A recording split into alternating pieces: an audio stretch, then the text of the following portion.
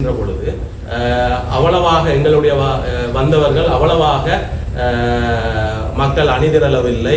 அவ்வளவான ஒரு ஆதரவினை ஏனென்று சொன்னால் தென்னிந்தியாவிலே விஜயகாந்த் அவர்கள் மறைந்த பொழுது இருந்த ஆதரவும் அல்லது அவர் மறைந்த போது இருந்த அந்த அலையும் எங்களுடைய வடக்கு கிழக்கு மாகாணங்களில் இருந்த அலை மலையகம் உட்பட இருந்த அலைகள் கூட எங்களுடைய தமிழ் பேசுகின்ற ஒரு தமிழ் தேசியத்தினுடைய ஒரு தலைவர் சம்பந்தன் ஐயா இறக்கின்ற பொழுது அவ்வாறான ஒரு அலை காணப்படவில்லை என்பதுதான் ஒரு வருத்தமான விடயம். அப்பொழுது அங்கே இருக்கின்ற ஒருவரால் சுட்டிக்காட்டப்பட்ட ஒரு விடயம் என்னவென்று சொன்னால் சம்பந்தன் ஐயா அவர்களுக்கு மட்டுமல்ல இப்போது இருக்கின்ற தலைவர்களுக்கும் இதே நிலைதான் இருக்கும் என்பதும் அங்கே சுட்டிக்காட்டப்பட்டது என்பதை இந்த இடத்திலே சொல்லுகின்றோம். ஏனென்று சொன்னால் இன்றைய 2009ஆம் ஆண்டுக்கு பிறகு எங்களை வழிநடத்துவதற்கான ஒரு தலைமைத்துவம் என்பது இல்லை என்பதுதான் யதார்த்தமான உண்மை.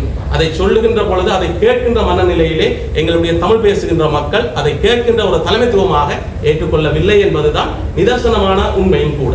ஆனால் நாங்கள் இன்று எங்களுக்குள்ளே கட்சி ரீதியாகவும் பிளவுபட்டு இருக்கின்றோம், கொள்கை ரீதியாகவும் பிளவுபட்டிருக்கின்றோம். ஆனால் தென்னிலங்கையிலே இருந்து ஒரு சிங்கள ஒரு பெருமகன் ஒரு பெருந்தலைவர் அவர்கள் துணிச்சலாக இதிலே சொல்லப்பட்டது போல இந்த இலங்கையிலே வந்தேறு குடிகள் என்பது சிங்கள மக்கள் என்று தன்னிச்சையாக துணிச்சலாக ஒரு சொல்லிய ஒரு தலைவர்